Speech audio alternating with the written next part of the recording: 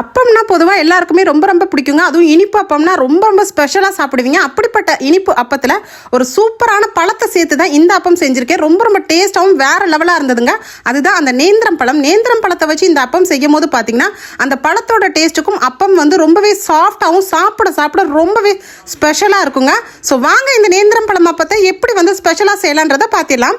இதுக்கு நல்ல பழுத்த வந்து நேந்திரம் பழம் 2 பழம் மட்டும் போதுங்க. இது வந்து நல்லா பழுத்து இருக்கணும். அப்படி இல்லாட்டி நல்லா பழுக்க வச்சுக்கோங்க.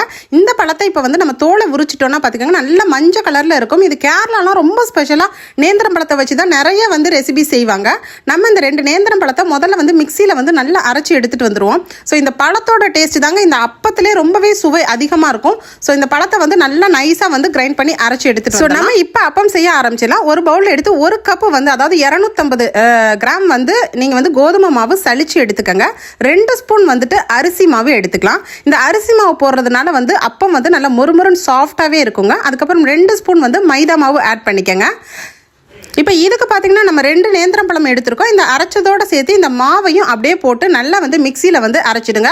ஸோ அரைக்கிறதுக்கு முன்னாடி பார்த்தீங்கன்னா நம்ம இதில் வந்து பால் சேர்க்க போகிறோம். இந்த பால் சேர்க்கறதுனால இந்த ஃப்ளேவர் வந்து ரொம்ப டேஸ்ட்டாகவும் இருக்கும். அதே டைம் வந்து ரொம்பவே வந்து அப்பம் வந்து நல்லா புஷ்ஷுன்னு வரும். இதில் வந்து ஒரு 2-3 ஏலக்காய்களை சேர்த்துக்கலாம்.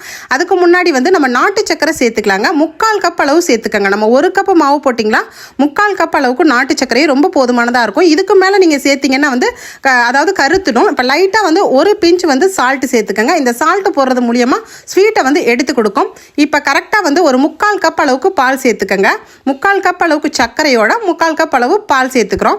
இது பார்த்தீங்கன்னா ஒயிட் சுகர் கூட சில பேர் வந்து சேர்த்துக்கலாம் தாராளமாக. இப்போ நம்ம நாட்டு சர்க்கரையோட இந்த பழத்தில் நம்ம செய்யும் போது இந்த அப்பம் வந்து ரொம்ப சாஃப்டாக இருக்கும். இப்போ அரைச்சி எடுத்துகிட்டு வந்தீங்கன்னா இந்த மாதிரி வெண்ணெய் போல் அப்படி சூப்பராக வந்து நல்ல ஒரு க்ரீமியாக கிடைக்கும். ஸோ இதில் தான் வந்து இந்த கன்சிஸ்டன்சியில் இருக்கும் போது தான் வந்து நம்ம வந்து அப்பம் வந்து நல்லா புஸ்ஸுன்னு சாஃப்டாக வரும். ரொம்ப தண்ணியாகவும் இருக்கக்கூடாது, அதே டைம் ரொம்ப கெட்டியாகவும் இருக்கக்கூடாது.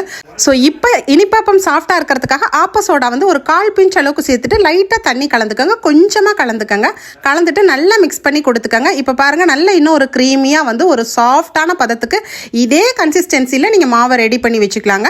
இப்போ நம்ம அப்பம் வந்து ரெடி பண்ணுறதுக்கு எண்ணெய் வந்து சூடாகட்டும். நல்ல குழிக்கடாயாக எடுத்துக்கோங்க. அப்போ தான் வந்து அப்பம் வந்து நல்லா புஷ்ஷுன்னு எழும்பி வரும். இந்த மாதிரி எண்ணெய் வந்து நல்லா சூடானதுக்கப்புறம் ஃபுல்லாக கம்மி பண்ணிவிட்டு கரண்டியில் கொஞ்சம் கொஞ்சமாக எடுத்து ஒரு கரண்டியாக இதில் சேர்த்துக்கோங்க.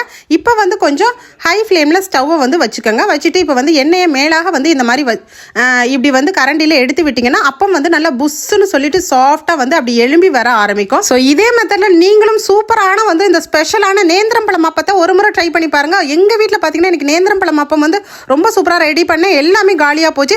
ஸோ அப்புறம் என்னங்க உங்கள் பசங்களுக்கு வித்தியாசமாக எப்போவும் மைதா மாவு கோதுமை மாவில் நீங்கள் அப்பம் செஞ்சாலுமே இந்த நேந்திரம் பழத்தை 2 வந்து நீங்கள் ரெடி பண்ணி அதை வந்து பிசைஞ்சு இதோட சேர்த்து சுடும் போது பார்த்தீங்கன்னா அப்பம் சாஃப்டாகவும் இருக்கும். அதே டைம் ஒரு வித்தியாசமான டேஸ்ட்டாகவும் ரொம்ப ரொம்ப அல்டிமேட்டான டேஸ்ட்டில் இருக்குங்க. ஸோ இந்த நேந்திரம் பழம் அப்பம் வீடியோ பிடிச்சிருந்தா நம்ம வீடியோக்கு மறந்துடாமல் லைக் போட்டுக்கோங்க. இந்த மாதிரி இன்ட்ரெஸ்டிங்கான வீடியோக்கள் வேணும்னா நம்ம பேஜை தொடர்ந்து ஃபாலோ பண்ணிக்கோங்க. இன்னைக்கு இப்போவே இந்த யூஸ்ஃபுல்லான வீடியோவை நிறைய ஷேர் பண்ணிக்கோங்க. தேங்க்யூ. தேங்க்ஸ் ஃபார் வாட்சிங்.